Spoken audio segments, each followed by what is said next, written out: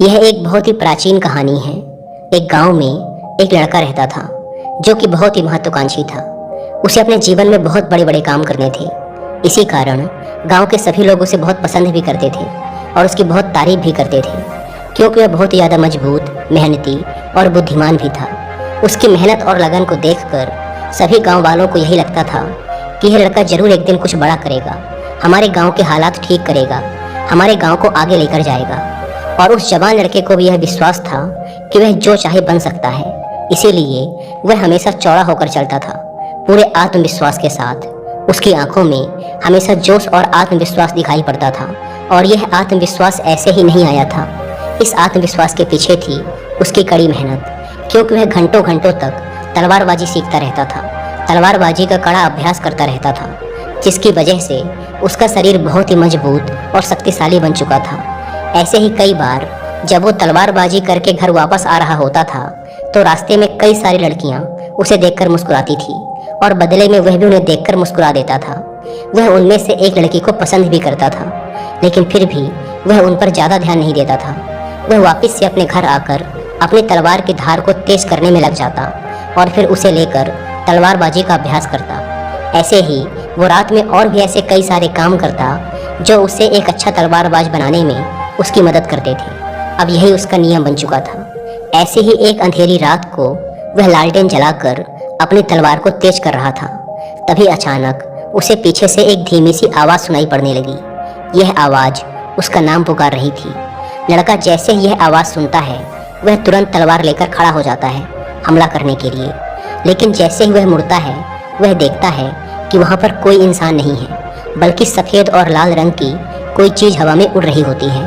यह सफ़ेद और लाल रंग की उड़ने वाली चीज़ एक आत्मा होती है, जिसे आप भूत भी कह सकते हैं। यह आत्मा देखने में बड़ी अजीब थी, क्योंकि ना तो यह स्त्री जैसी लग रही थी और ना ही पुरुष जैसी, ना ही खुश ना ही उदास। बड़े ही अजीब हाव भाव के साथ वह हवा में उड़ रही थी और उड़ते उड़ते ही वह बोलती है, मैं दिखाने वाली आत्मा हूँ। उस लड़के को यह बात समझ नहीं आती, लेकिन वह डरता भी नहीं है और तलवार उठाकर पूछता है, तुम कौन हो और तुम्हें क्या चाहिए? आत्मा कहती है, मुझे कुछ नहीं चाहिए, मैं बस तुम्हें अपनी ताकत दिखाना चाहती हूँ। मैं दिखाने वाली आत्मा हूँ, मैं तुम्हें वो सब कुछ दिखा सकती हूँ जो तुम देखना चाहते हो। आत्मा की यह बात सुनकर लड़के को थोड़ा आश्चर्य होता है, पर क्योंकि यह इतनी अजीब घटना घट रही थी इसीलिए उसने थोड़ा उत्साहित होकर आत्मा से पूछा, क्या तुम मुझे कुछ भी दिखा सकती हो? तो ठीक है, तुम मुझे इस दुनिया की सबसे महंगी तलवार दिखाओ जो सोने और हीरे जवाहरातों से बनी है। यह सुनते ही वह आत्मा फूंक मारकर एक छोटा सा बादल बनाती है, जिसके अंदर उस लड़के को वह चमकदार तलवार दिखाई देने लगती है जो पूरी तरह से सोने से बनी थी और उस पर हीरे जवाहरात जड़े हुए थे, जिसे हाथ में लेकर एक योद्धा तलवारबाजी का अभ्यास कर रहा था। यह दृश्य थोड़ी देर तक रहता है और फिर गायब हो जाता है। लेकिन यह सब देखकर वह लड़का बहुत खुश हो जाता है और सोचता है, यह तो सच में बहुत ही मज़ेदार और काम की आत्मा है। उसके दिमाग में एक विचार और आता है जो किसी भी नौजवान लड़के के दिमाग में आमतौर पर आता है। वह मुस्कुराते हुए बोलता है, अब तुम एक काम करो, मुझे इस दुनिया की सबसे खूबसूरत लड़की दिखाओ। वह जैसे ही यह बोलता है उसके सामने फिर एक बादल बन जाता है, जिसके अंदर एक बहुत ही खूबसूरत लड़की प्रकट हो जाती है। इतनी खूबसूरत लड़की जितना उसने आज तक अपने सपने में भी नहीं सोचा होता है। उस लड़की के लंबे काले बाल होते हैं, बड़ी और गहरी नीली आंखें होती हैं, सुंदर सा चेहरा और एक बहुत ही आकर्षक सा शरीर होता है, जिसे देखकर वह जवान लड़का एकदम जम सा जाता है, या ये कहो कि उसकी आंखें फटी की फटी रह जाती हैं। वह अगले कुछ मिनटों तक उस लड़के को ही एकटक देखता रहता है।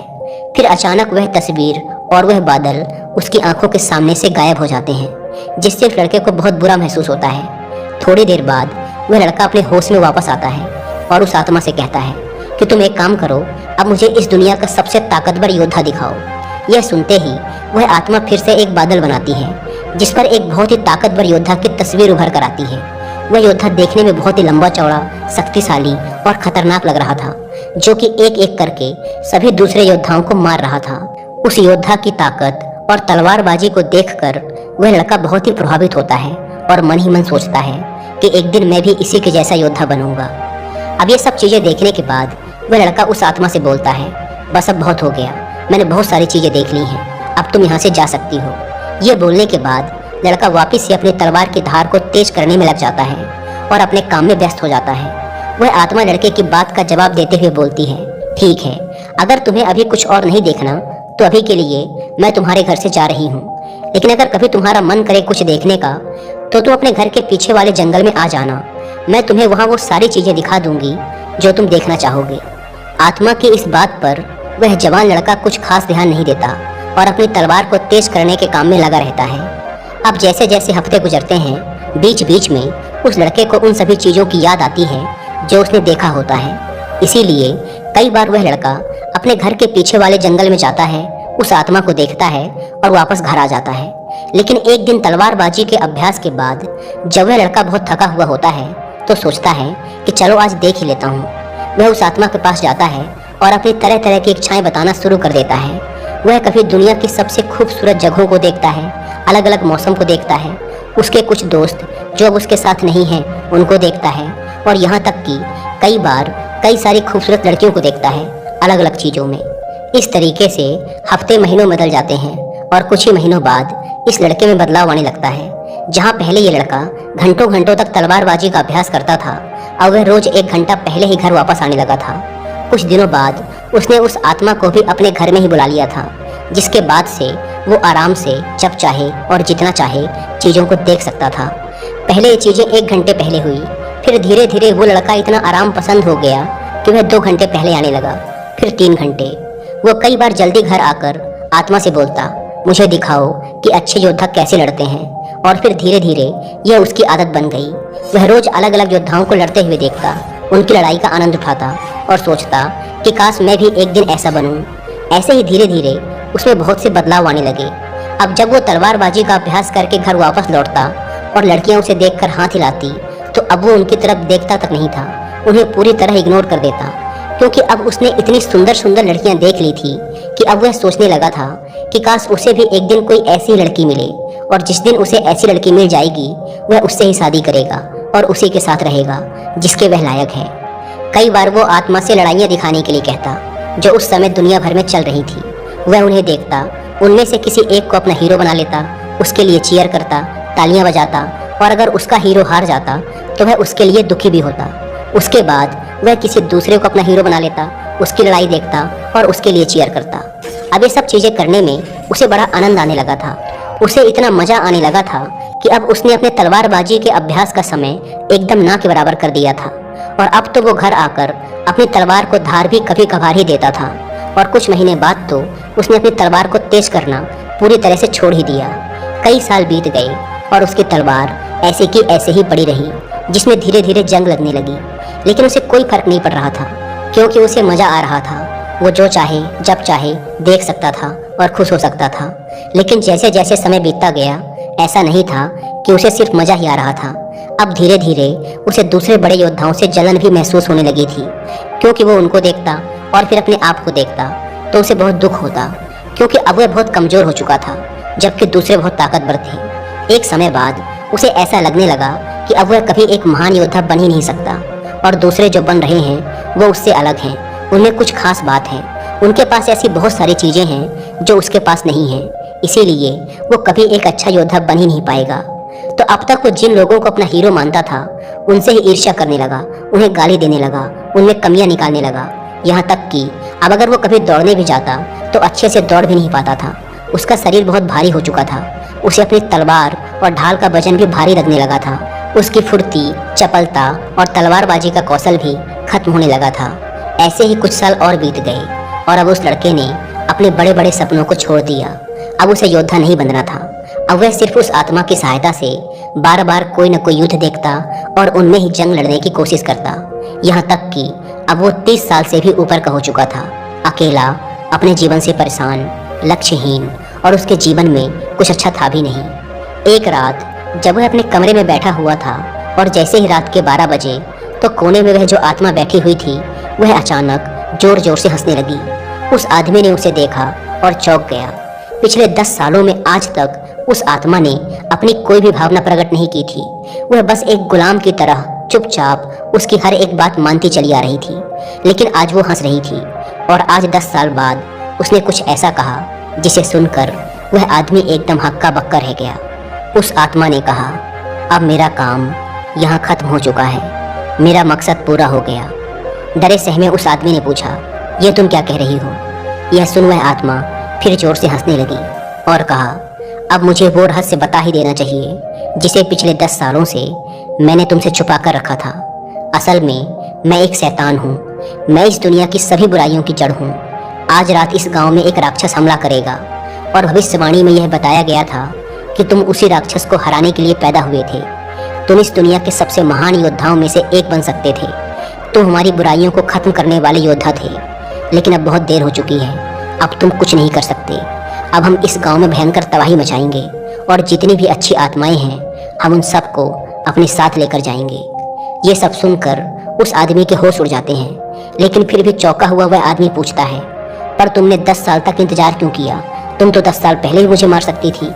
तब आत्मा ने कहा, देखो, भविष्यवाणी में यह भी बताया गया था कि तुम्हें इस दुनिया का कोई भी राक्षस, कोई भी शैतान, कोई भी योद्धा हरा नहीं सकता था, और मैं तो बस एक छोटी सी आत्मा हूँ, मैं तो तुम्हें छू भी नहीं सकती थी। लेकिन अगर तुम्हें कोई हरा सकता था तो वो तुम खुद थे। इसीलिए मैंने तुमसे लड़ने की बजाय तुम्हें धीरे धीरे जहर दिया, तुम्हें ऐसी ऐसी फैंटेसी दिखाई, ऐसी ऐसी चीज़ें तुम्हारे साथ करी जिससे तुम अपने लक्ष्य से भटक गए और धीरे धीरे कमज़ोर होते चले गए।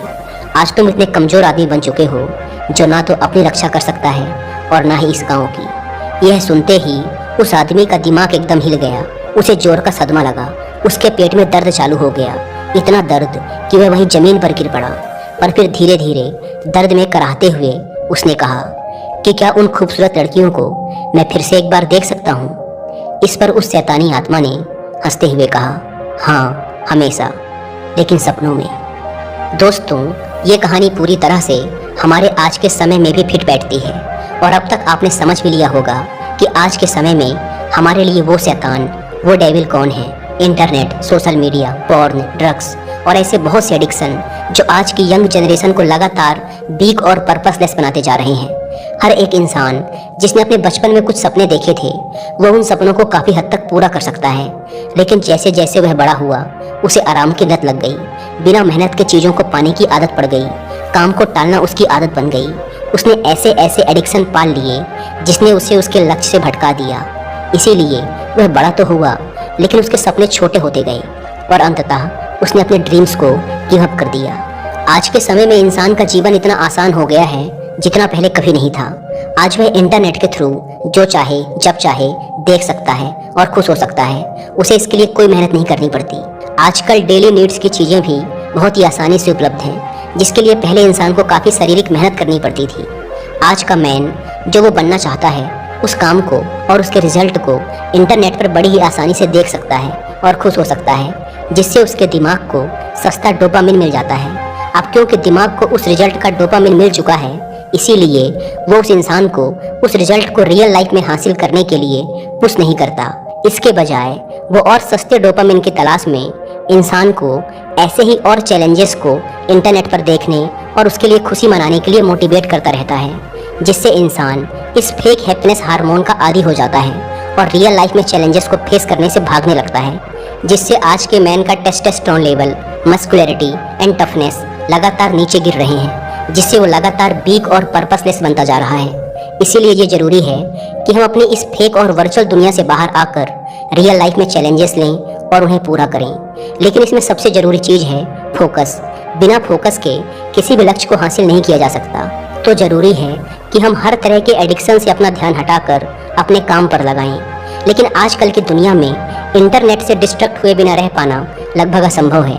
इसीलिए जितना हो सके खुद को हर तरह के डिस्ट्रैक्शन से दूर रखकर अपने लक्ष्य पर फोकस करने का प्रयास करो, क्योंकि डिस्ट्रैक्शन हमारे सपनों को बस सपना बनाकर छोड़ देता है। दोस्तों, उम्मीद है कि आपको इस वीडियो से कुछ सीखने को मिला होगा, और वीडियो में यहाँ तक बने रहने के लिए आप सबका बहुत बहुत धन्यवाद।